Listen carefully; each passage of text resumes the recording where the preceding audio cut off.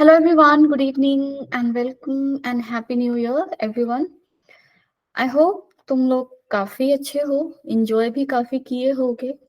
I hope मेरी उम्मीद से ज्यादा enjoy किए होगे. Anyway, आज की क्लास में बहुत ही इंटरेस्टिंग चीज पढ़ने वाले हैं हम and I am very much excited for this class. So ये जो टॉपिक है ये काफी ज्यादा बच्चों को कंफ्यूज करता है. सरफेस टेंशन काफी टेंशन में डालता है, बट ठीक है, इस टॉपिक को हम बहुत ही इजीली क्रैक करेंगे. ठीक है, so let's get started. Surface tension कल के क्लास में और प्रीवियस क्लास में मैंने पढ़ाया था सरफेस टेंशन. अब देखो तुम लोगों ने बहुत सारे ज्वाइन नहीं किए थे, कोई भी नहीं था. I feel like someone people, I don't remember his or her name, लेकिन काफी कम फ्रीक्वेंसी थी. एनीवे, सो सरफेस टेंशन है क्या? अगर मैं तुम लोगों को रिवीजन में बताऊं तो मैंने जो भी बताया था, अगर मैं अभी भी बताऊंगी तो तुम लोगों को क्लियरली समझ में आ जाएगा. सो सरफेस टेंशन, सपोज कर लो लिक्विड के सरफेस के लिए हम डिफाइन कर रहे हैं सबसे पहले. ठीक है, तो सपोज कर लो इस कंटेनर में लिक्विड भरा हुआ है. Done. And I discussed two drops. एक ड्रॉप मैंने लिया था ये लिक्विड के अंदर और दूसरा ड्रॉप लिया था सरफेस पे. डन. इन दोनों ड्रॉप पर मैंने फोर्स को ड्रॉ किया था. कौन से फोर्स? मैंने दो तरह के फोर्स बताए थे. एक था एडहेसिव फोर्स, ठीक है, एक था तुम्हारा एडहेसिव फोर्स.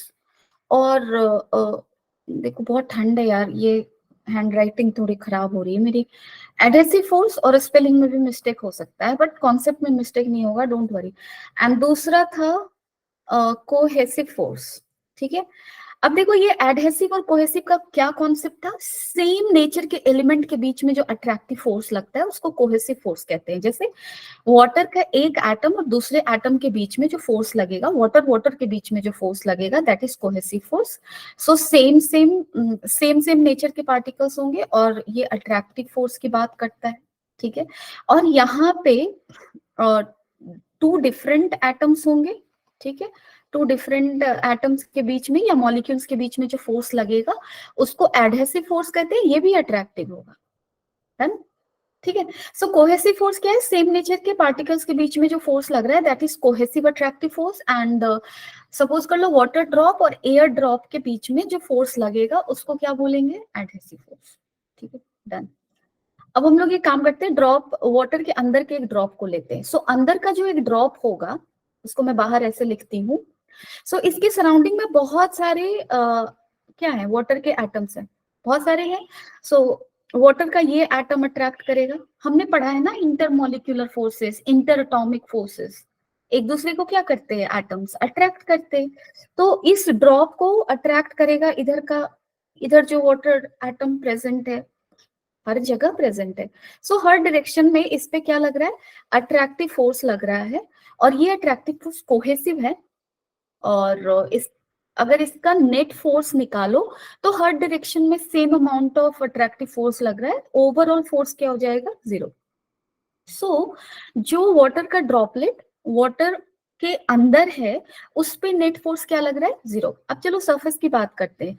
सो सरफेस का जो एटम है इस पे फोर्स लगेगा. अगेन इसके नीचे जो भी वाटर एटम्स है वो उस पे अट्रैक्टिव फोर्स ऐसे लगाएगा, ऐसे लगाएगा. ठीक है, लेकिन इस ड्रॉप के इधर तो वाटर है नहीं क्योंकि वो सरफेस पे है. डन.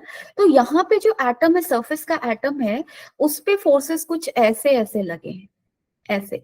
और अगर इन फोर्सेस को तुम ऐड करोगे तो क्या मिलेगा? इस पे एक नीचे की तरफ एक लगता हुआ फोर्स दिख रहा है, यानी कि यहाँ पे नेट कोहेसिव फोर्स है. टोटल कोहेसिव फोर्स यहाँ पे 0 नहीं है, तो यहाँ पे फोर्स 0 नहीं है. और फोर्स 0 नहीं है इसी वजह से सरफेस के जो भी एटम्स होंगे वो एक टेंशन में होगा. And that tension thing is defined as surface tension, कि सरफेस हमारा क्या है? टेंशन में है. डन. सेकेंड चीज, मैंने सरफेस टेंशन का डेफिनेशन डिफाइन किया था. सो सरफेस टेंशन क्या होता है? Force acting per unit length. अब ये काफी कंफ्यूजिंग लग रहा है कि ये लेंथ क्या है, फोर्स क्या है. तो चलो मैं क्या एक काम करती हूँ, इस सरफेस का, जैसे बकेट में पानी रखा हुआ है, सपोज करो तुम्हारा बकेट रेक्टेंगुलर है, तो जो सरफेस है, अगर तुम सरफेस का स्नैपशॉट लोगे, फोटो लोगे, तो सरफेस कुछ ऐसा दिखेगा, दिखेगा। इसमें बहुत सारे वाटर के क्या होंगे, ड्रॉपलेट्स होंगे ऐसे। सो this is the snapshot of surface. अब यहाँ पे क्या करो, सरफेस पे कोई भी एक लाइन बना लो, ठीक है, ऐसे कुछ भी लाइन बना लो। So this is the line, और ये लाइन पे जो लगता हुआ फोर्स है इस तरह से, ठीक है, इस तरह से जो लगता हुआ फोर्स है, इसी को अगर इस लाइन का लेंथ एल है और इस पे ये लगता हुआ फोर्स लाइन पे, कहने का मतलब मैं क्या कह रही हूँ, इसका मतलब मैं ये कह रही हूँ कि तुमने जो लाइन बनाया है ना, इस लाइन पे भी बहुत सारे एटम्स होंगे, वाटर के एटम्स होंगे, और इन एटम्स पे फोर्सेस लग रहे हैं जो कि सरफेस पे है, ठीक है। And then surface tension is defined as this force acting per unit length, ठीक है, यहाँ पे ये है। अब देखो सरफेस टेंशन का जो फोर्स है वो हमेशा किधर लगेगा, परपेंडिकुलर टू द लेंथ लगेगा। ये डायग्राम से थोड़ा सा समझना थोड़ा कॉम्प्लिकेटेड हो रहा है, बट यहाँ पे ध्यान से देखो, ये सरफेस है ना, और यहाँ पे जो नेट कोहेसिव फोर्स लग रहा है वो ऐसे लग रहा है, लग रहा है ना। सो सरफेस टेंशन का जो फोर्स होता है वो हमेशा ही सरफेस से परपेंडिकुलर होता है, ऑलवेज रिमेंबर इट। जैसे कहीं पे भी अगर तुम्हें दे दिया कि सपोज कर लो सरफेस ऐसा है, ठीक है, कंटेनर कुछ ऐसा है, डन, और यहाँ पे ऐसे लिक्विड का ऐसे भरा हुआ है, डन। सो लिक्विड सरफेस का स्नैपशॉट कैसा दिख रहा है, लिक्विड का सरफेस ऐसा दिख रहा है, दिख रहा है ना। अगर लिक्विड का सरफेस ऐसा है, तुमसे पूछेगा सरफेस टेंशन का फोर्स किधर होगा, तो हमेशा ही याद रखो कि जो सरफेस पे नेट फोर्स जो लगेगा, नेट फोर्स जो लगता है, जो कि उस केस में सिर्फ सरफेस टेंशन का मैं ले रही थी। सो सरफेस पे जो नेट फोर्स लगेगा वो हमेशा ही सरफेस से क्या होगा, परपेंडिकुलर होगा। तो तुम इससे क्या बनाओगे, परपेंडिकुलर बनाओगे। इन शॉर्ट हमें ये याद रखना है कि जो सरफेस टेंशन का होता है वो कहाँ से अराइज कर रहा है, नेट कोहेसिव फोर्स जो लग रहा है सरफेस के एटम्स पे, उससे अराइज होता है तुम्हारा सरफेस टेंशन। सरफेस टेंशन का फॉर्मूला क्या लिखते हैं, force acting per unit length, और फोर्स और लेंथ के बीच का रिलेशन मैंने बताया, दे आर परपेंडिकुलर। ओके, चलो अब हम लोग एक टर्म पढ़े थे, सरफेस एनर्जी। सो सरफेस टेंशन को भी हम लोग एक और टर्म में डिफाइन कर सकते हैं, and that is your surface energy per unit area is also called surface tension.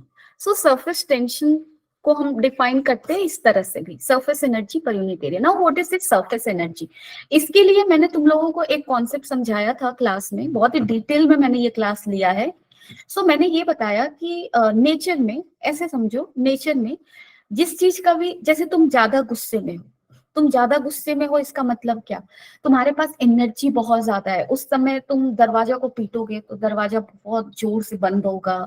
तुम अगर दीवार पे एक मुक्का मारते हो तो क्या होगा, काफी फोर्स से मारोगे। गुस्सा मतलब एनर्जी, ठीक है। और जब एनर्जी तुम्हारे पास ज्यादा होता है ना, तुम अनस्टेबल होते हो, तुम कुछ भी बोल रहे होगे, तुम कुछ भी कर रहे होगे। सो this is a state of गुस्सा, है ना।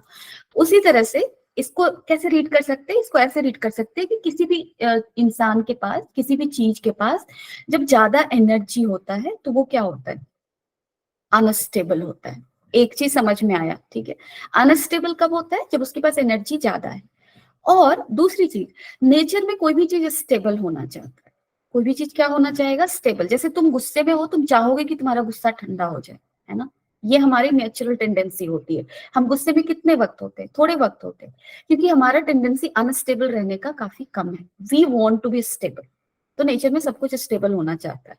तीसरी बात ये है कि कोई भी चीज पे जब फोर्स जो लग रहा है, जो फोर्स तुम्हारा लग रहा है वो, जैसे कोई भी चीज पे अगर फोर्स नहीं लग रहा, डन, तो वो क्या होगा। जैसे तुम लोग मैकेनिक्स में पढ़े होगे कि जब हमारा फोर्स कोई भी चीज पे अट्रैक्टिव लगता है ज्यादा, तीसरी बात जो मैं बोल रही हूँ, तीसरी बात ये है कि जब फोर्स ज्यादा अट्रैक्टिव लगेगा, देखो पहले दूसरी दो बातों में मैंने क्या बताया, दो बातों में मैंने स्टेबिलिटी और एनर्जी का रिलेशन बताया। अब इसको हम फोर्स से रिलेट करेंगे, ठीक है। तो कोई भी चीज पे जब अट्रैक्टिव फोर्स लगता है, जैसे सपोज कर लो तुम किसी पर्सन के टुवर्ड्स अट्रैक्टेड है, डन, सपोज जैसे हम अपने पेरेंट्स के टूवर्ड्स अट्रैक्टेड होते हैं तो हम उनका केयर करते हैं, हमारे बीच में रिलेशंस काफी स्मूथ होता है, शांत होता है ना। तो अट्रैक्टेड है मतलब हम दोनों के बीच में अट्रैक्टिव फोर्स है, और जब अट्रैक्टिव फोर्स होता है ना तो हम स्टेबल होते हैं, हम गुस्सा कम करेंगे, हमारा रिश्ता काफी अच्छा है ना। सो जब फोर्स अट्रैक्टिव होता है, अट्रैक्टिव फोर्स जब होगा तो क्या होगा, मोर स्टेबल होगा। और मोर स्टेबल, देखो ये बहुत ही अच्छा सा कॉन्सेप्ट है, मोर स्टेबल होगा तो क्या होगा, उसके पास एनर्जी भी, डिस्ट्रक्टिव एनर्जी कम होगी। इसको रियल लाइफ से मैंने रिलेट करके बताया, कुछ ऐसा होगा। अब आते हैं वाटर पे। सो वाटर में मैंने अभी अभी तुम लोगों को बताया था कि जो अंदर का फोर्स है, सॉरी जो अंदर का ड्रॉप है, उस पे नेट कितने सारे फोर्सेस, अट्रैक्टिव फोर्सेस बहुत सारे लग रहे थे, बहुत सारे लग रहे थे ना, है ना। बहुत ज्यादा अट्रैक्टिव फोर्स इस पे लग रहा है, दो नेट फोर्स 0 है लेकिन अट्रैक्टिव फोर्स ज्यादा लग रहा है। और जो सरफेस पे है उस पे अट्रैक्टिव फोर्स कम लग रहा है, क्योंकि इस ड्रॉप के दूसरी साइड में वाटर मॉलिक्यूल्स है नहीं अट्रैक्ट करने के लिए, तो इस पे अट्रैक्टिव फोर्स कम लगा। और अगर इस पे अट्रैक्टिव फोर्स कम लग रहा है, इसकी एनर्जी क्या है, कम है, सॉरी ज्यादा है, एनर्जी मोर है। और इसलिए सरफेस के जो मॉलिक्यूल्स हैं they are more energetic, and that is why we define surface energy. Done. So surface energy यहां से आ रहा है, ये समझ में आया होगा। Is this concept clear? हमने पढ़ा सरफेस टेंशन कहाँ से अराइज हो रहा है, सरफेस का जो शेप होता है और उस पे जो नेट फोर्स लग रहा होता है उसके बीच का क्या रिलेशन होता है, सरफेस टेंशन का फॉर्मूला, और सरफेस टेंशन का दूसरा फॉर्मूला सरफेस एनर्जी के टर्म में। सो क्लियर है सबको? जल्दी से बता दो।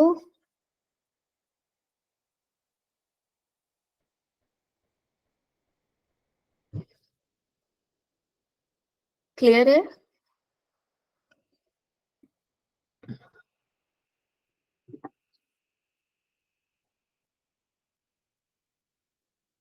Yes, late me no.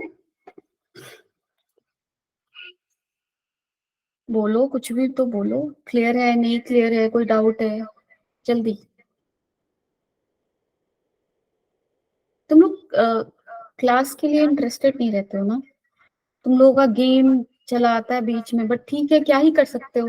एक चीज, सब चीज तो जिंदगी में नहीं मिलता ना, कुछ तो त्यागना पड़ता है कुछ पाने के लिए। कुछ तो बताओ। क्लियर है? कौन कौन है यार यहाँ पे, पूछ ही लूँ मैं नाम लेकर। आर्य, जडेजा, और कौन है, प्रज्ञा, अभय।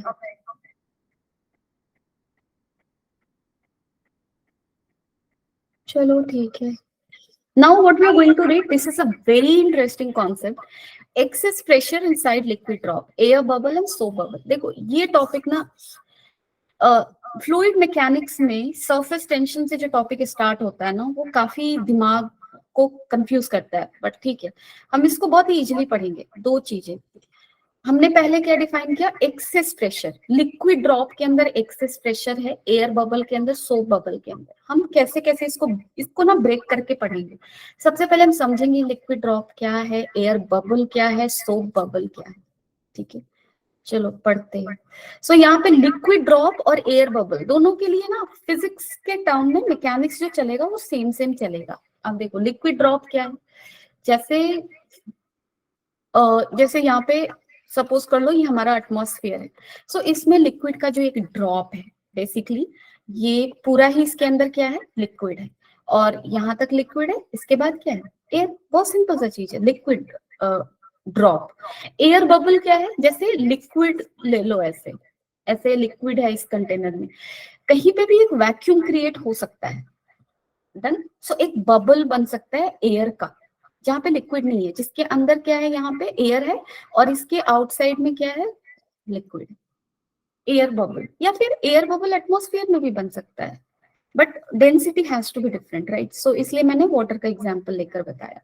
सो liquid drop and air bubble, तो ये तो हो गया कि वो है क्या, फिजिकल टर्म में।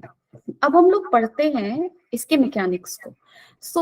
किसका एग्जांपल लूं मैं, सपोज कर लो मैंने एयर बबल का एग्जांपल लिया, ठीक है, एयर बबल है ये। डन। और ये किस कंटेनर में रखा हुआ है, ऐसे कंटेनर में है, एयर बबल बना है जिसमें वाटर है सपोज। सो अगर इस एयर बबल के मैकेनिक्स की बात करोगे, ये स्टेबल है। कोई भी चीज जब ये स्टेबल मतलब ये रेस्ट में है सपोज। सो रेस्ट में है मतलब कोई भी चीज जब रेस्ट में होता है हम क्या बोलते हैं, उस पे जो नेट फोर्स लग रहा है वो क्या होगा, जीरो। ठीक है, अब चलो मैं इसको ना थोड़ा बाहर करके इस पे काम करते हैं। सो अगर इसको ध्यान से देखो तो हमने प्रेशर तो पढ़ रखा है, इस पे कौन कौन सा फोर्स लगेगा। इस पे आउटसाइड का प्रेशर लगेगा, इसके इसके सराउंडिंग में हर जगह वाटर है, उसका कुछ प्रेशर होगा, और उस प्रेशर की वजह से उस पे फोर्स कुछ ऐसे लग रहा होगा। याद करो तुम लोग हाइड्रोलिक स्ट्रेस। ठीक है, सो इस एयर बबल पे आउटसाइड प्रेशर की वजह से कुछ ऐसे फोर्सेस लग रहे होंगे। डन। इस एयर के बबल के अंदर क्या है, एयर है, उसका भी कुछ प्रेशर होगा। ठीक है, सो उसको चलो पी इनसाइड ले लो, और अंदर का जो एयर है उसकी वजह से जो प्रेशर है वो इसके साइज को कुछ ऐसे एक्सपैंड करने की कोशिश कर रहा होगा, उसका प्रेशर ऐसे लग रहा होगा। ठीक है, और अगर ये बबल क्या है, रेस्ट में है, तो हमें ये दिख रहा है, देखने से ऐसा लग रहा है कि P inside should be equal to P outside. ऐसा दिख रहा है ना, फर्स्ट बार नजर से देखो तो ऐसा लग रहा है कि हाँ अगर ये बबल रेस्ट में है तो ये दोनों को इक्वल होना चाहिए, लेकिन एक्चुअली नहीं होगा। अंदर का प्रेशर, अंदर का प्रेशर आउटसाइड से ज्यादा होगा। अब ये कैसे हो रहा है, यहाँ पे जैसे अगर इसका फ्री बॉडी डायग्राम लिखो तो इस पे आउटसाइड प्रेशर का फोर्स लगा, इनसाइड प्रेशर का फोर्स लगा, ग्रेविटेशनल फोर्स लगेगा। लेकिन सिंस बबल का मास बहुत कम है, नेग्लिजिबल है, तो चलो ग्रेविटेशनल फोर्स को तो हमने निग्लेक्ट कर दिया। तो भी यहाँ पे अगर ये स्टेबल है और P I equal to not P not है, इसका मतलब कोई और फोर्स लग रहा होगा। वो कौन सा फोर्स होगा, यहाँ पे कौन से फोर्स को हम मिस कर रहे हैं, अगर तुम ध्यान से देखो तो कौन से फोर्स को मिस कर रहे हैं, कौन से फोर्स को मिस कर रहे हैं।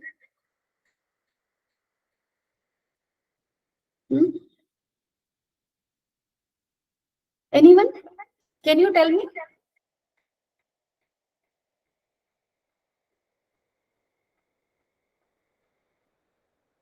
किसी को कोई आइडिया। जयदीप, कौन से फोर्स को मिस कर रहे हैं हम लोग। अभय, आर्य, सरफेस टेंशन। जैसे यहाँ पे देखो इस ड्रॉप के अंदर क्या है, एयर है, तो एयर का भी तो एक सरफेस है ना। यहाँ पे ये तुम्हारा क्या है, ये सरफेस बना हुआ है ना। डन। और सरफेस टेंशन की वजह से जो फोर्स होगा वो किधर लग रहा होगा, ऐसे ऐसे लग रहा होगा ना, क्योंकि तुम लिक्विड के लेयर को याद करो, यहाँ पे लिक्विड का ड्रॉप्स था, ये सरफेस था लिक्विड का, और इस पे जो नेट फोर्स लग रहा था, नेट कोहेसिव फोर्स, वो ऐसे लग रहा था इस लेयर के परपेंडिकुलर। सो यहाँ पे भी सरफेस टेंशन का फोर्स ऐसे लग रहा होगा। डन। कहने का मतलब कि जो force because of P I will be equal to force because of P not plus force because of surface tension, ये जरूर हो रहा है। Done. And that is why force because of P I is greater than that of force because of P not, by what amount, by the amount of force because of surface tension, और इसीलिए P I is greater than P not. So bubble के अंदर का जो pressure होगा वो outside pressure के equal नहीं होगा, क्योंकि सरफेस टेंशन का फोर्स अकाउंट में आएगा, और इसलिए बबल के अंदर, ड्रॉप के अंदर प्रेशर क्या होता है, एक्सेस होता है, ज्यादा होता है। ठीक है, अब चलो अब कितना ज्यादा होता है, सो वो देखने की कोशिश करते हैं यहाँ पे। सो इसका वैल्यू अगर हम लोग बाद में डिराइव करेंगे, लेकिन अगर मैं यहाँ पे लिखूं तो P I minus P not जो होता है ना तुम्हारा, वो होता है 2s बाई आर।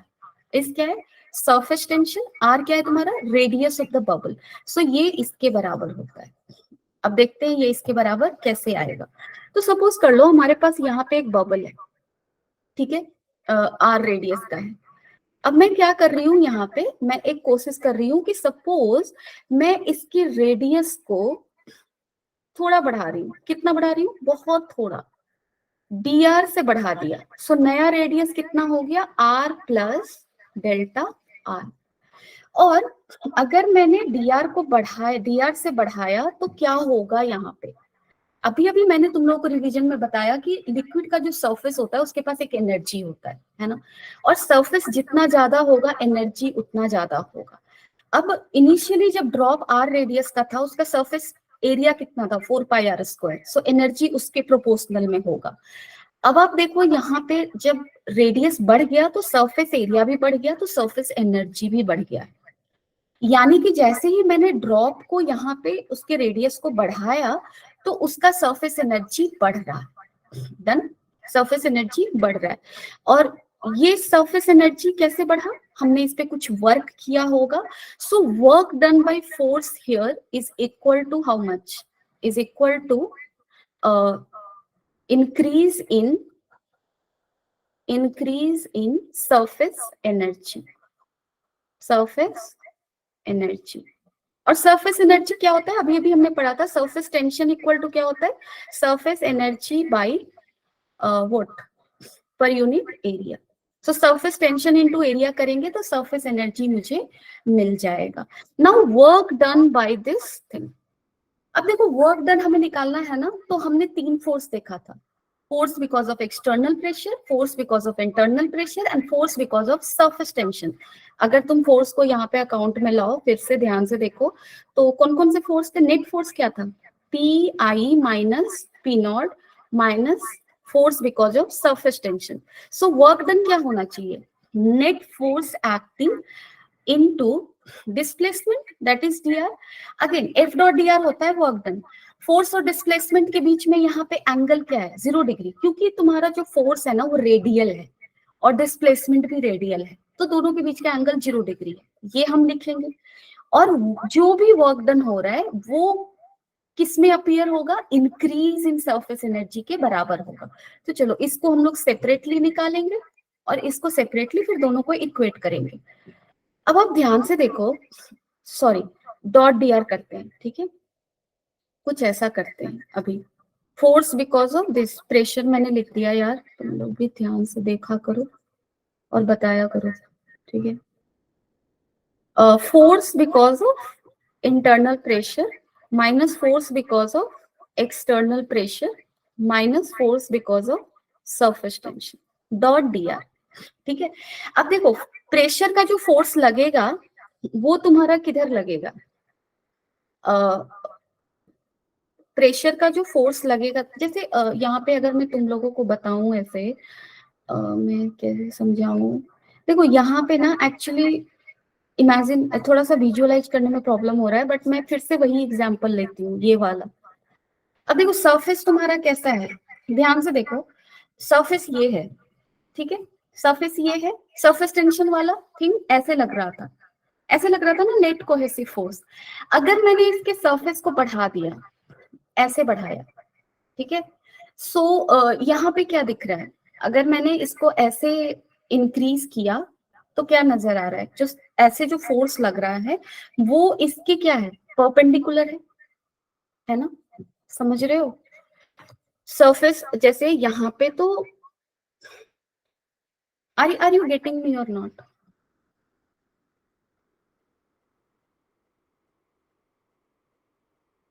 या फिर ऐसे भी समझो, एक काम करती हूँ, चलो ज्यादा कंफ्यूज नहीं करना तुम लोगों को मुझे। एक काम करो, मैंने अभी अभी तुम लोगों को क्या बोला था कि यहाँ पे इक्विलिब्रियम मैंने डिस्कस किया था ना, ठीक है, मैंने कुछ ऐसा बताया। Done. When we are changing its radius, so when we are changing its radius तो क्या हो रहा होगा? कुछ अनबैलेंस्ड फोर्स लग रहे होंगे, ठीक है, अनबैलेंस्ड फोर्स लग रहा होगा तभी तो वो मूव कर रहा है, अदरवाइज वो मूव नहीं करेगा। कितना अनबैलेंस्ड फोर्स लगेगा? सो unbalanced force will be equal to how much? That will be equal to force because of your pressure thing, ठीक है, इतना समझो। सो वर्क डन बाय फोर्स यहाँ पे जब लिखोगे तो work getting done by, so work getting done by net force, that is force because of pressure internal minus force because of pressure outside, ठीक है, डन। इस चीज को ऐसे लिखते हैं। अब यहाँ पे देखो वर्क डन, इसके लिए हम डिफाइन करने वाले हैं, सो डिफाइन करो वर्क फोर्स कितना होगा? सो पी आई, एक second, just minute, okay done.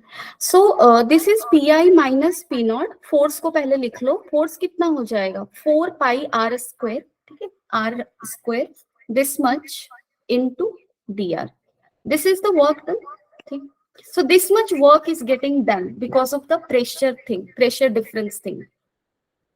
Force will act because of what? Pressure difference. There is pressure difference, ठीक है. Make it simple. There is a pressure difference between inside and outside, है ना, pressure का difference. और इस pressure difference की वजह से नेट फोर्स लग रहा है. नेट फोर्स का work done, force into displacement. So this. अब देखो ये वर्क डन किसके बराबर होगा? Increase in surface energy. कितना एनर्जी इंक्रीज हुआ है? सो सरफेस एनर्जी का फॉर्मूला क्या लिखोगे? सरफेस एनर्जी होता है surface tension into area. So surface tension into change in area will be increase in surface energy. So surface tension S है suppose. कितना एरिया इंक्रीज हुआ है? फाइनल एरिया है 4 pi R plus delta R का square minus 4 pi R square, ठीक है. अब इसको लिखो S into 4 pi R square plus delta R का square plus 2 R delta R minus 4 pi R square, ठीक है. अब देखो यहाँ पे क्या होगा? S into 4 pi R square, एक सेकेंड, 4 पाई आर स्क्वायर मैंने क्यों लिखा यहाँ पे? कभी कभी ना माइंड बहुत एग्जॉस्टेड होता है, सॉरी. सो यहाँ पे ओके ओके था यहाँ पे ना, मैंने इसको मल्टीप्लाई करना सही से. इसको ऐसे लिखो, यहाँ पे ऐसे ब्रैकेट क्लोज कर दो, ठीक है. एंड दिस माइनस क्या था तुम्हारा? 4 पाई आर स्क्वायर. अब आप ध्यान से देखो, ये 4 पाई आर स्क्वायर इससे कैंसिल होगा और ये है तुम्हारा delta R square. Delta R बहुत छोटा है, उसका स्क्वायर और छोटा हो जाएगा, तो इसको ऑलमोस्ट जीरो मान सकते हैं, ठीक है. फिर अंदर क्या बचा? 2 आर डेल्टा आर, और यहाँ पे क्या था? 4 pi. So S into 4 pi R into 2 delta R, यही बच रहा है ना. और ये किसके बराबर हुआ है तुम्हारा? ये बराबर हुआ है P I minus P not 4 pi R square dot D R. D R means delta R. अब ये दोनों इक्वल है, ये दोनों को क्या करो? कट करो. डेल्टा आर कट हो जाएगा, 4 पाई कट हो जाएगा, और एक आर से यहाँ से एक आर चला जाएगा, यहाँ पे एक आर बचेगा. So P I minus P not equal to कितना जा रहा है? अब इन दोनों को मैंने इक्वेट किया है, कितना आ रहा है इक्वेट करके? 2s by R. So this is what we got, ठीक है. I have equated this to this. Done. So तुम्हें क्या करना है? जो भी एडिशनल प्रेशर है, एडिशनल प्रेशर की वजह से जो फोर्स लगेगा, यानी कि P I minus P not into 4 pi R square force की वजह से जो वर्क डन होगा वो किसके बराबर होगा? इंक्रीज इन सरफेस एनर्जी के बराबर होगा. बस उसे लिख देना है, इसके बाद you will get the answer. So this is your answer. Everyone clear with this? और कुछ कंफ्यूजन है तो मुझे बताओ. I have tried to make it simple, but I don't know.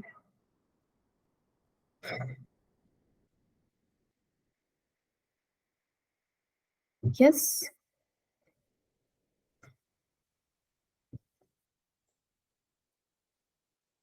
किसी को डाउट है? अगर नहीं समझ में आया है, you can tell me very much clearly, I will explain once more. लेकिन तुम लोग कुछ तो बताओ, कुछ तो बोलो.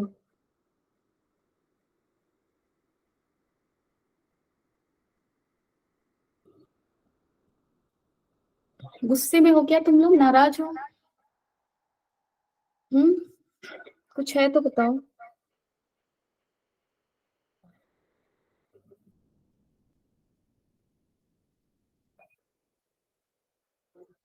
Tell me. क्या हो गया इतनी खामोशी?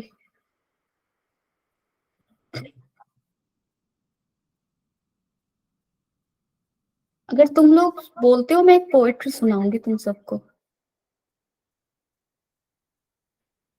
हम्म.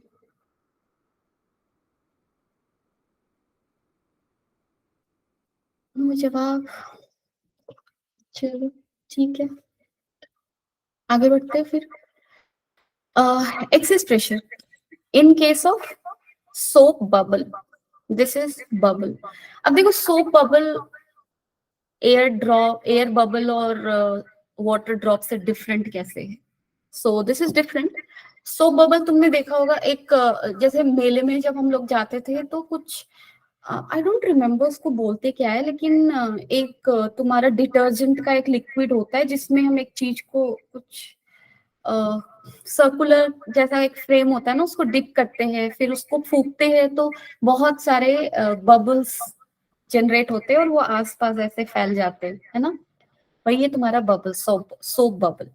सोप बबल क्यों?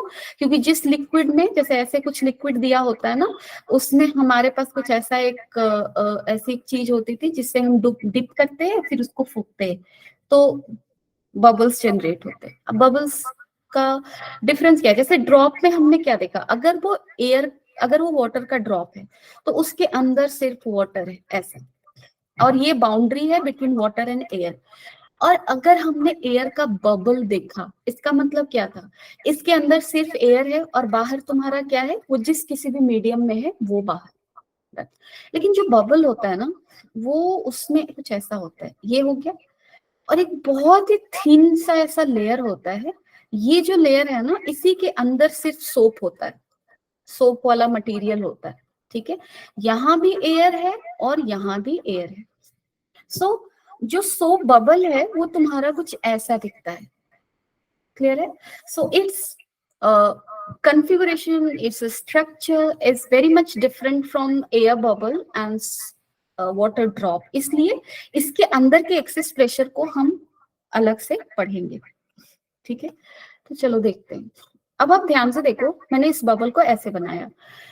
अब जो हमने यूज किया है ना प्रीवियस केस में, उसी चीज को यहाँ पे अप्लाई करेंगे। कैसे अप्लाई करेंगे? देखो, प्रीवियस केस में हमने जो देखा उसको मैं एक बार और समराइज कर देती हूँ, तब तुम्हें ये क्लियरली तुम लोग लिख लो।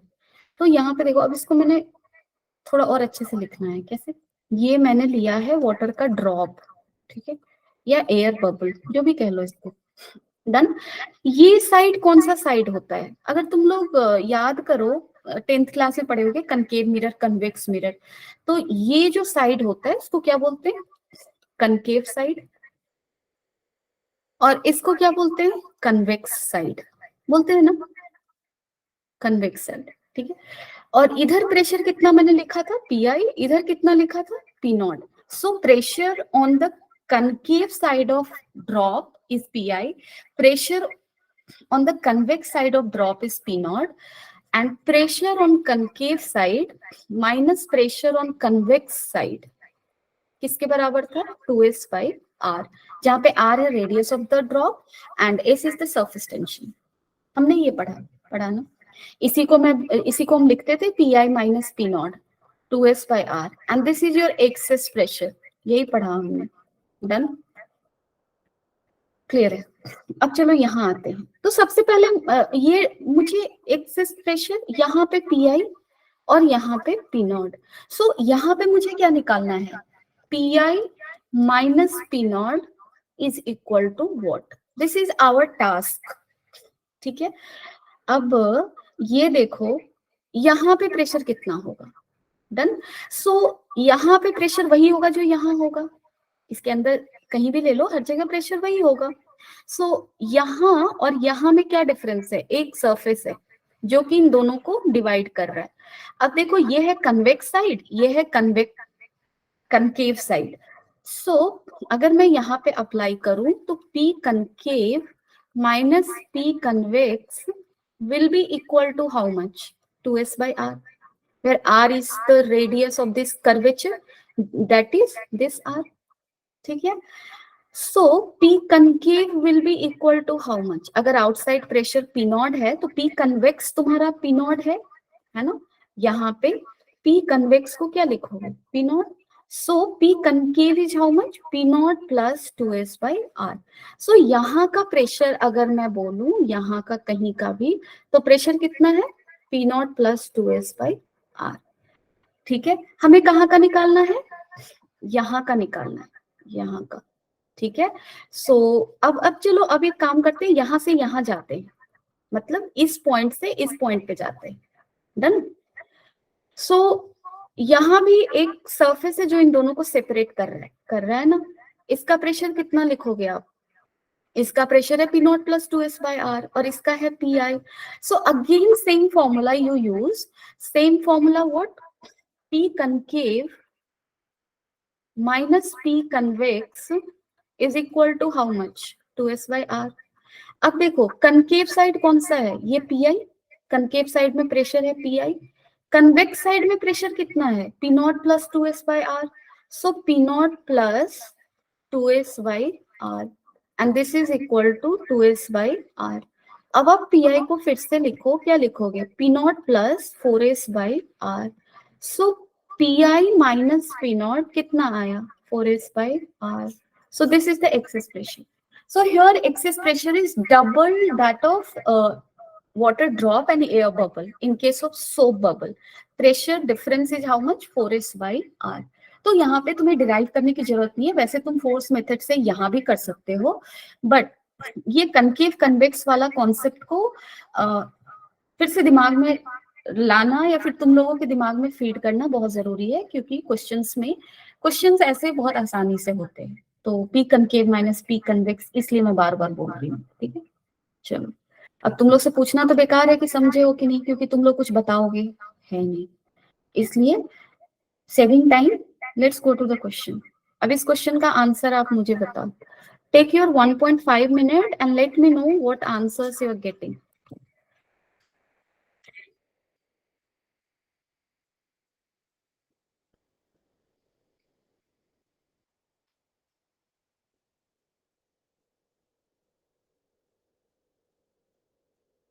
पुलिस का मतलब समझते हो ना, मतलब एक साथ आना, ठीक है। दो सोप बबल है जो कि एक दूसरे के पास आ रहे हैं, टच कर रहे हैं।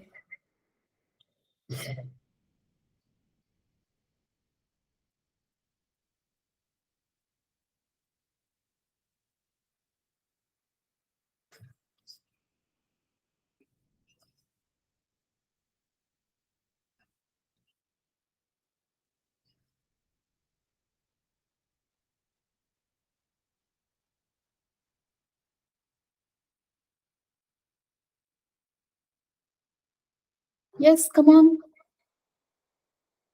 I don't give up on you people, you know.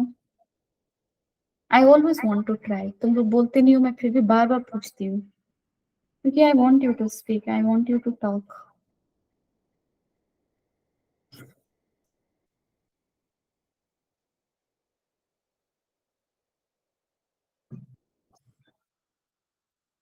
Question नहीं समझ में आ रहा है, you can also talk about that, anything. देखो, सरफेस टेंशन का क्वेश्चन ना तुम लोग जरूर करना, क्योंकि तभी टॉपिक जो है ना, कॉन्सेप्ट जो है ना, वो दिमाग में बैठ जाएगा। क्वेश्चन ये है कि हमारे पास एक बबल है, ठीक है, सोप बबल है, और यहाँ पे ये क्या है, इसका रेडियस ए ले लो और दूसरा है उसका रेडियस बी ले लो। ए इज ग्रेटर देन बी दिया हुआ है, सो ऐसा कुछ है। तो मुझे कुछ आइडियलिस्टिक डायग्राम भी बनाने चाहिए, है ना। सो यहाँ पे अगर आप बी बनाओ, दूसरा ड्रॉप बना लो ऐसे, ठीक है, ये दोनों पास आएंगे। तो एक काम करते हैं, दोनों को पास लाते हैं। यहाँ पे ये है, और ये टच कर, पहले टच करवाते हैं, ठीक है। सॉरी, क्या होगा यहाँ पे, देखो कुछ ऐसा होगा, ऐसे टच किया ना, लेकिन कुछ चीजें तो होगी ना यहाँ पे, ये दोनों ऐसे कोलीज कर रहे हैं, ठीक है। तो ये दोनों आपस में मिक्स करना चाहेंगे, बट क्या ऐसा होगा रेन ड्रॉप की जैसा मिक्सिंग होगा क्या, जैसे हम लोग पढ़ते हैं, एक रेन ड्रॉप मिला दूसरा मिला, दोनों मिलकर और बड़े हो गए ऐसे, ठीक है। कि लेमन टर्म में ऐसे पढ़ते हैं ना, ऐसे हो गया, ऐसे होगा क्या, ऐसे नहीं होगा। ये कैसे बनेगा, देखो ये कुछ, यार मेरी डायग्राम थोड़ी खराब है, तो मुझे माफ करना तुम।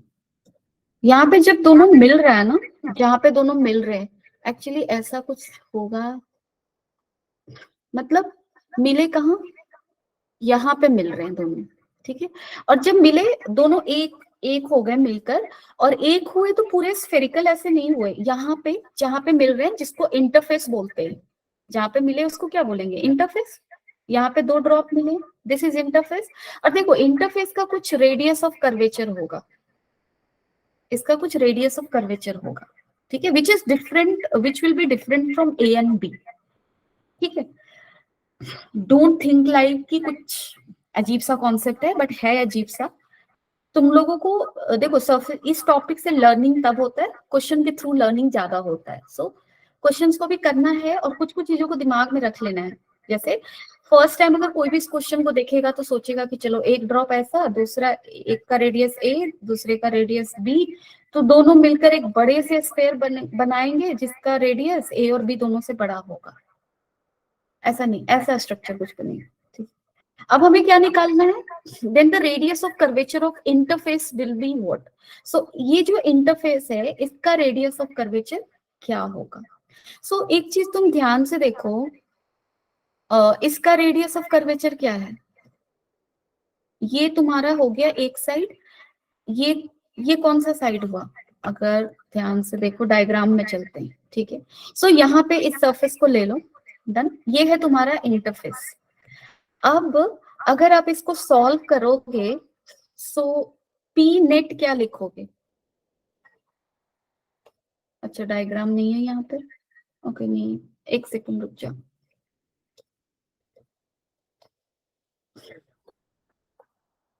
ओके, यहाँ पे इंटरफेस ले लो, इधर कुछ प्रेशर होगा, इस साइड कुछ प्रेशर होगा, इसको कुछ भी P1 मान लो, और इस साइड पे कुछ प्रेशर होगा, P2 मान लो, ठीक है।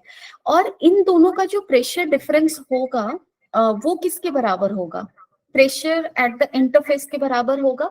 और अगर इंटरफेस का रेडियस तुम्हारा कितना है, अगर इंटरफेस का रेडियस RC या कुछ भी ले लो, R3 what ever it is, so pressure just at the point of interface will be how much, since this is a drop it will be equal to 4s by RC, है ना, and this will be equal to what, this will be equal to the pressure difference on both sides, done. So यहाँ पे simple तुम्हें करना क्या है, net excess pressure due to both the soap bubble, दोनों soap bubble की वजह से, क्योंकि एक का रेडियस ए था दूसरे का पी था, तो प्रेशर डिफरेंस कितना होगा।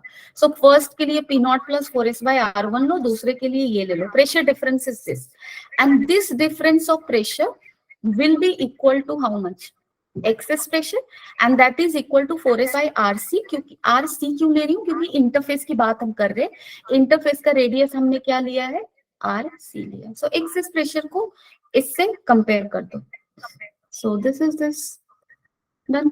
सो RC will be this, done. I hope it is clear, if not again you need to look at the question more carefully and also at the concept more carefully, done। किसी को कोई doubt है यहाँ पे, अगर doubt है तो बता दो। देखो यहाँ पे दोनों जो बबल्स थे ना ऐसे बने ना ऐसे, और यहाँ पे भी इंटरफेस ये है, सो इधर प्रेशर कितना होगा, ये होगा ना, अगर इसका रेडियस ए है, इसका रेडियस अगर ए है तो इसका प्रेशर कितना होगा, पी आई कितना होगा, P not plus 4s by A, और ये कितना होगा, P not plus 4s by B. और इन दोनों का जो प्रेशर डिफरेंस होगा वो किसके बराबर होगा, ये जो इंटरफेस है, इंटरफेस का कुछ रेडियस है, डन, समझ रहे हो। सो इस रेडियस के जस्ट पास में जो एक्सेस प्रेशर होगा, क्योंकि कोई भी सरफेस तुम ले लो, ऐसा सरफेस है, this is a concave surface, sorry ये सरफेस है, इसको क्या बुलाओगे, कनकेव साइड बुलाओगे ना, इसको क्या बुलाओगे, कन्वेक्स साइड। सो कनकेव साइड का प्रेशर माइनस कन्वेक्स साइड का प्रेशर, दोनों को क्या करो, माइनस कर लो, और दोनों को जो माइनस करोगे वो किसके बराबर होगा, एक्सेस प्रेशर के बराबर। एक्सेस प्रेशर का फॉर्मूला क्या था, 4 into surface tension by R, radius of the curvature. So यहाँ पे रेडियस ऑफ कर्वेचर किसके बराबर है, RC। So pressure on concave side P not plus 4s by A, अगर A बड़ा है B से तो, और pressure on convex side P not plus 4s by B, ये किसके बराबर हो जाएगा, 4s by RC। So this is your this, I hope it is clear. अब आप मुझे बताओ किसी को डाउट है तो, again I am giving you time, next topic is very interesting, capillarity, और वो समझना और भी इम्पोर्टेंट है और भी ट्रिकी है थोड़ा, तो उसको और हम लोग अच्छे से ब्रेक करेंगे अभी। किसी को डाउट है अभी तक? If you can speak, late me no. कभी कभी पता है मुझे क्या लगता है, मुझे लगता है ना कि इस साइड और उस साइड के कनेक्शन के बीच में कुछ प्रॉब्लम है, तुम लोग मैसेज भेज रहे हो लेकिन बीच में ही कहीं गुम हो जा रहा है, पता नहीं, मुझे ऐसा लगता है। मुझे नहीं लगता तुम लोग इतने बेकार हो कि मैसेज नहीं करोगे, मुझे लगता है तुम लोग वो चिट्ठियां है ना वो डाकघर में डाल रहे हो, लेकिन वो डाकिया पहुंचा नहीं रहा यहाँ तक, इसलिए मेरे पास पहुंच नहीं रहा, मुझे ऐसा लगता है। एंड मैं चाहती हूँ मुझे ऐसा ही लगे हमेशा, क्योंकि सच्चाई बहुत कड़वी है। Angle of contact and capillarity, चलो चलते हैं। सो यहाँ पे क्या है ना, ये दो डायग्राम मैंने दिया है। अब देखो, एक को तुम कुछ भी वाटर समझ लो, सपोज कर लो कुछ डर्ट वाटर है, ठीक है, या फिर सिंपल वाटर है, जो भी लेना है ले लो। और इसको कौन सा वाटर लो, इसको मरकरी ले लो, ठीक है। हमने क्या किया, हमारे पास एक कंटेनर था यूट्यूब ऐसा, हमने दोनों में ही पानी डाला, सॉरी दोनों में ही दोनों डिफरेंट डिफरेंट लिक्विड डाला। पहले लिक्विड को जब मैंने डाला ना, तो ये सरफेस कुछ ऐसे बनाया है ना, देख रहे हो ये कंटेनर के अंदर इसका सरफेस का शेप ऐसा है। और यहाँ पे जो मरकरी जो सरफेस बनाया उसका शेप ऐसा है, इसका कनकेव है और इसका कन्वेक्स है। ये क्यों हुआ, ऐसा क्यों हो रहा है? डन। सो इसको एक्सप्लेन करने के लिए सबसे पहले ये समझो कि जो तुम्हारा लिक्विड और सॉलिड, सॉलिड कौन है, ये तुम्हारा ग्लास ले लो ये, ठीक है, और यहाँ पे लिक्विड कौन है, डर्ट वाटर। सो सॉलिड और लिक्विड का कॉन्टैक्ट पॉइंट को पहले ढूंढो। This is happening because of angle of contact. So angle of contact है क्या, सबसे पहले इसको फिजिकली ड्रॉ करना सीखते हैं। सो जहां पे तुम्हारा लिक्विड और सॉलिड कांटेक्ट में आ रहा है उस पॉइंट को पहले मार्क करो। सो यहाँ पे कांटेक्ट में आया, इसको मार्क कर लिया हमने। उसके बाद तुम्हें पॉइंट ऑफ कांटेक्ट पे दो टेंजेंट बनाने हैं, एक टेंजेंट तुम्हें सॉलिड पे बनाना है और दूसरा टेंजेंट तुम्हें लिक्विड पे बनाना है, ठीक है। सो यहाँ पे मैंने टेंजेंट बनाया। अब देखो, लिक्विड पे टेंजेंट बनाया, ऐसे बनेगा, ये लिक्विड है ना, ऐसे लिक्विड है ना, इस पे टेंजेंट ऐसे बनाया। सॉलिड पे टेंजेंट बनाना है, तो जार है ना हमारा, जार पे टेंजेंट क्या होगा, ये खुद ही टेंजेंट है, ऐसे ऐसे होगा। डन। अब आप ध्यान से देखो, एंगल ऑफ कांटेक्ट कहता है कि तुम दो पॉइंट ऑफ कांटेक्ट, पहला स्टेप है पॉइंट ऑफ कांटेक्ट मार्क कर लो, उसके बाद सॉलिड और लिक्विड दोनों पे टेंजेंट बनाओ, और उनके बीच का जो एंगल होगा वही एंगल ऑफ कांटेक्ट होगा। लेकिन यहाँ पे एक प्रॉब्लम है, प्रॉब्लम ये है कि इन दोनों टेंजेंट के बीच का दो एंगल मुझे मैं हम ले सकते हैं, राइट। एक एंगल तुम्हारा ये, और दूसरा, दोनों ये भी तो टेंजेंट, ये भी एंगल हो सकता है, ये भी एंगल हो सकता है, ठीक है। सो थीटा और थीटा डैश, इन दोनों में से कौन है contact angle, this is now the confusion. So confusion हटाने के लिए हम दो लाइन पढ़ते हैं, और ये दो लाइन बहुत ही इंपॉर्टेंट है। वो ये है कि लिक्विड पे जो टेंजेंट बनाओगे सरफेस, वो किधर होगा, अवे फ्रॉम सॉलिड होगा। लिक्विड पे जो टेंजेंट बनाए हो वो कैसे होगा, अवे फ्रॉम सॉलिड होगा। सो यहाँ पे अब आ जाओ, लिक्विड पे टेंजेंट ये है ना, और इस टेंजेंट हमने इस पॉइंट पे बनाया है। अब देखो, इस पॉइंट पे जो टेंजेंट का दो पार्ट है, एक इधर है और दूसरा इधर है। सो इधर वाला टेंजेंट जो दिख रहा है वो टुवर्ड्स द सॉलिड जा रहा है, क्योंकि जार मेरा ऐसे है, ये जार है और ये टेंजेंट है। सो ये जो लाइन है, ये वाला लाइन टुवर्ड्स द सॉलिड है, डायरेक्टेड टुवर्ड्स द सॉलिड, और ये वाला जो लाइन है टेंजेंट का अनदर हाफ पार्ट, वो अवे फ्रॉम द सॉलिड है, ये दिख रहा है ना, अवे फ्रॉम द सॉलिड। तो लिक्विड पे जो टेंजेंट बनाओगे वो अवे फ्रॉम द सॉलिड बनाना है, यानी कि लाइन ये लोगे। अब इसको वेक्टर में कन्वर्ट करो। सो ये हो गया tangent on the liquid, and tangent on the solid वो टुवर्ड्स द लिक्विड लेना है।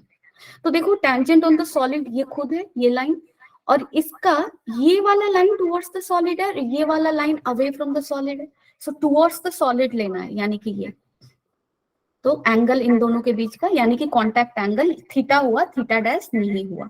चलो दूसरे के लिए करके देखते हैं। सो दूसरे में अगेन पॉइंट ऑफ कॉन्टैक्ट को मैंने आइडेंटिफाई किया, ये है टेंजेंट यहाँ पे बनाना है।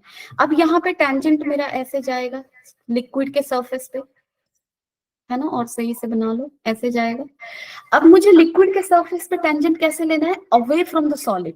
सो ये वाला पार्ट तो टुवर्ड्स द सॉलिड है और ये है अवे फ्रॉम द सॉलिड, क्योंकि इधर देखो सॉलिड ये है, ये वाला टेंजेंट जो है वो सॉलिड से दूर चलता जा रहा है, और ये क्या है, मतलब उसकी तरफ डायरेक्टेड है ना, तो ये होगा अवे फ्रॉम द सॉलिड, ये लाइन हुआ करेक्ट।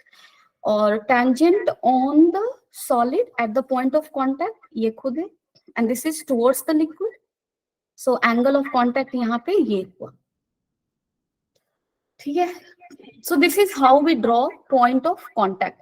और पॉइंट ऑफ कांटेक्ट की वजह से ही जो हमारा शेप है सरफेस का वो डिफरेंट डिफरेंट हुआ है। अगेन तुम्हारे दिमाग में क्वेश्चन आ रहा होगा कि ये हुआ क्यों, एक के केस में ये अक्यूट एंगल हुआ, दूसरे में ऑब्ट्यूज हुआ, ये क्यों हो रहा है। तो क्यों को हम लोग बाद में आंसर करेंगे, उससे पहले हमने कॉन्टेक्ट एंगल बनाना सीख लिया, ये बहुत इंपॉर्टेंट था। उसके बाद अब देखो ये तो बस डेफिनेशन है, यहाँ पे देखो कॉन्टैक्ट एंगल अक्यूट एंगल है, यहाँ पे ऑब्ट्यूज एंगल है, just now we have done it right. चलो अब देखो एक चीज और है, एंगल ऑफ कांटेक्ट है ना, वो वेटेबिलिटी को भी डिसाइड करता है। वेटेबिलिटी मतलब कि कोई भी फ्लूइड किसी भी सरफेस को कितना गीला कर सकता है। अगर जैसे देखो, अगर तुमने एक गोंद जानते हो ना, वैक्स, वैक्स को अगर ड्रॉप करो तो वो पूरा सरफेस पे फैलता नहीं है, वो किसी एक जगह पे जाके रुक जाता है। लेकिन अगर पानी को, सेम अमाउंट ऑफ पानी को अगर तुम पेपर पे डाल दो, पेपर गीला हो जाएगा। डन। सो पानी का टेंडेंसी है पेपर पे फैल जाने का, और गोंद का टेंडेंसी, मोम का टेंडेंसी क्या है, पेपर पे फैलना नहीं, वो एक ड्रॉप की तरह रहेगा, ठीक है। And this is also happening because of contact angle. यहाँ पे देखो ध्यान से, ये सरफेस है, ठीक है, यहाँ पे हमने एक ड्रॉप को डाला, पानी को डाला सपोज, और वो कुछ ऐसे फैल गया। अब इसका कॉन्टैक्ट एंगल अगर बनाओगे तो सबसे पहले क्या बनाओगे, टेंजेंट पॉइंट ऑफ कांटेक्ट पहले आइडेंटिफाई करो सॉलिड और लिक्विड के बीच का। तो ये हमारा सॉलिड है, ये लिक्विड है, दोनों के बीच का कांटेक्ट पॉइंट ये है। अब यहाँ पे आप टेंजेंट बनाओ on the solid surface tangent towards the liquid, तो ये हुआ, ये हुआ, ठीक है, टुवर्ड्स द लिक्विड। और tangent on the liquid surface away from the solid, so ये हुआ। अब इसका कांटेक्ट एंगल क्या हो गया ये। So if contact angle is acute, then your liquid will what, liquid will weight the surface, क्योंकि यहाँ पे देखो ये फैल जा रहा है ना, तभी एंगल acute हुआ है। और देखो यहाँ पे ड्रॉप है, ये ड्रॉप के लिए अगर तुम कांटेक्ट एंगल बनाओगे, पहले इस ड्रॉप को ऐसे बना लो, ठीक है। पॉइंट ऑफ कांटेक्ट कहाँ है, यहाँ, यहाँ पे टेंजेंट बनाओ ऑन द सॉलिड सरफेस, सो वो तो ये हुआ, ये हुआ, ठीक है। और तुम लिक्विड पे टेंजेंट बनाओ, सो लिक्विड पे tangent away from the solid, liquid पे tangent away from the solid बनाओगे तो क्या होगा, ये कुछ ऐसे होगा। Done, this is this. और इन सॉलिड पे जो टेंजेंट बनाए वो कौन सा लोगे, always directed towards the liquid, so ये वाला डायरेक्शन जाएगा। देखो ये जो लाइन है ना वो डायरेक्टेड टुवर्ड्स द लिक्विड है, तो ये हुआ, कॉन्टैक्ट एंगल क्या हो गया, ऑब्ट्यूज। और अगर कॉन्टैक्ट एंगल ऑब्ट्यूज है तो तुम्हारा वो सरफेस को वेट नहीं करेगा, वो एक ड्रॉप की तरह गिर जाएगा जाकर। सो this is your drop. Done है। सो कॉन्टैक्ट एंगल कैसे बनाएंगे, उसका कॉन्सिक्वेंस क्या है वो हमने अब तक देखा। अब मैं क्वेश्चन बता रही थी कि क्यों ऐसा हो रहा है। तो ऐसा इसलिए हो रहा है, जैसे देखो यहाँ पे लिक्विड लिया हमने, ठीक है, और एक काम करो, यहाँ पे लिया, अब इसमें एक सॉलिड मैंने डाल दिया, कुछ ऐसे डाला, और ऐसे जब सॉलिड मैंने डाला ना तो यहाँ पे सरफेस मेरा सपोज करो कुछ ऐसे हो गया, इसके पास का सरफेस कुछ ऐसे हो गया, ऐसे उठ गया, कनकेव जैसा उठ गया, ठीक है। ये क्यों हो रहा है, जैसा कि हमने अभी कॉन्टैक्ट एंगल को डिफाइन किया। अब देखो यहाँ पे क्या हो रहा है, कॉन्टैक्ट पॉइंट ये सॉलिड और लिक्विड के बीच का कहाँ है, यहाँ पे है ना। फोर्स के टर्म में बात करते हैं, सो यहाँ पे जो लिक्विड है, यहाँ पे जो लिक्विड ड्रॉप है जो जस्ट सॉलिड को टच कर रहा है, उस पे फोर्सेस लग रहे होंगे, अनदर लिक्विड ड्रॉप्स का कोहेसिव फोर्स, वो किधर लगेगा, इनवर्ड ऐसे। और यहाँ पे जो ये जो सॉलिड से सटा हुआ जो एक लिक्विड का ड्रॉप है, इस ड्रॉप पे ये सॉलिड का एटम भी फोर्स लगा रहा होगा, जिसको एडहेसिव फोर्स कहते हैं, और अट्रैक्टिव फोर्स वो इधर लगेगा। कोहेसिव अट्रैक्टिव डायरेक्शन कैसे लोगे? टुवर्ड्स थिंग्स, ठीक है, तो सॉलिड के टुवर्ड्स ये लगेगा इधर, ठीक है। अब इन दोनों का रिजल्टेंट फोर्स यहाँ पे सपोज कर लो तुम्हारा cohesive force is less than that of adhesive force, ठीक है। कोहेसिव फोर्स तुम्हारा क्या है? कम है, किससे? एडहेसिव फोर्स से। तुम लोग वेक्टर में पढ़े हो कि अगर दो वेक्टर है F1 और F2, और अगर F2 ग्रेटर देन F1 है तो F2 प्लस F1 जो होगा वो F2 की तरफ होगा ज्यादा, उससे वो कम एंगल बनाएगा क्योंकि F2 बड़ा है। सिमिलरली यहाँ पे अगर एडहेसिव फोर्स बड़ा है तो नेट फोर्स तुम्हारा कहीं इधर होगा, on that drop net force इधर होगा। और सरफेस टेंशन में मैंने तुम लोगों को पढ़ाया कि सरफेस पे, लिक्विड के सरफेस पे जो नेट फोर्स होता है वो सरफेस से क्या होता है? परपेंडिकुलर होता है। तो यहाँ पे देखो, ये सरफेस को इस तरह से राइज करना पड़ेगा क्योंकि लिक्विड जो नेट फोर्स इस सरफेस पे लग रहा है वो इधर की तरफ है, तो सरफेस को उससे परपेंडिकुलर होने के लिए उसको यहाँ पे कन्वेक्स शेप लेना पड़ेगा। So this is happening because of the equation of cohesive and adhesive thing. Cohesive यहाँ पे कम है एडहेसिव से, इसलिए ये ऐसे राइज कर रहा है। सिमिलरली अगर तुमने यहाँ पे ऐसा लिया और यहाँ पे तुमने ड्रॉप किया और लिक्विड तुम्हारा कुछ ऐसे राइज किया, सरफेस ऐसे हुआ, तो यहाँ पे कॉन्सेप्ट उल्टा जा रहा होगा। तुम्हारा जो कोहेसिव फोर्स है वो तुम्हारा एडहेसिव से क्या हो रहा होगा? ज्यादा हो रहा होगा। कुछ ऐसा इक्वेशन तुम बना सकते हैं, ठीक है। So this is happening because of all this things. I hope it is clear. Anyone having any doubt? One thing is only left, that is capillarity, ठीक है। सो कॉन्सेप्ट पूरा ही क्लियर हो चुका है, only derivation thing is left, so wo hardly that will take 10 minutes, and after that we will start with new topic, or maybe we will do more question with this, some questions we can. Okay, anyone has any doubt?